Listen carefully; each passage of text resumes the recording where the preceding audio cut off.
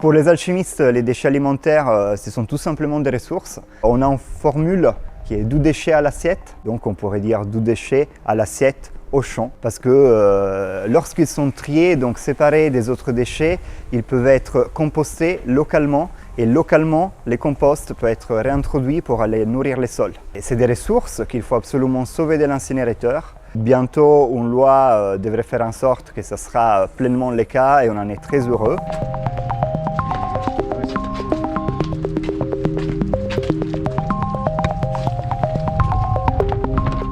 Les Alchimistes Toulon en 2018 étaient une association avec beaucoup de bénévoles, un vélo électrique, une remorque et on pouvait composter à peu près 30 tonnes par an de déchets alimentaires. Aujourd'hui, nous travaillons sur tous les Var, sur les Alpes-Maritimes. Nous allons ouvrir des sites micro-industriels qui peuvent composter à peu près 700 tonnes.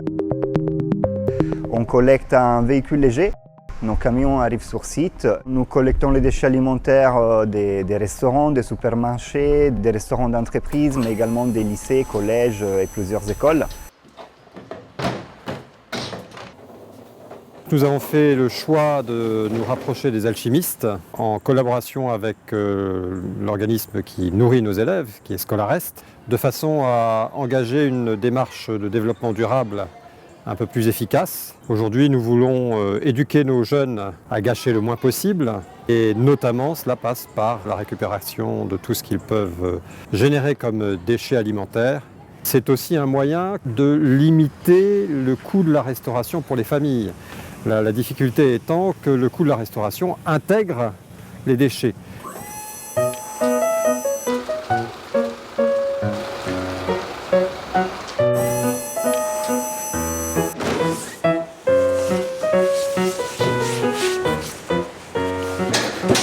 On collecte des bacs pleins et on dépose des bacs vides.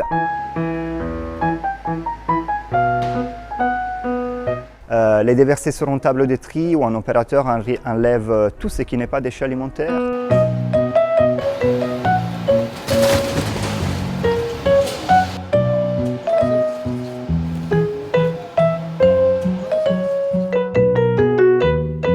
Donc plastique, métaux, verre et autres, car pour faire du bon compost, il faut uniquement de la matière organique. Et ensuite, on broie, on presse.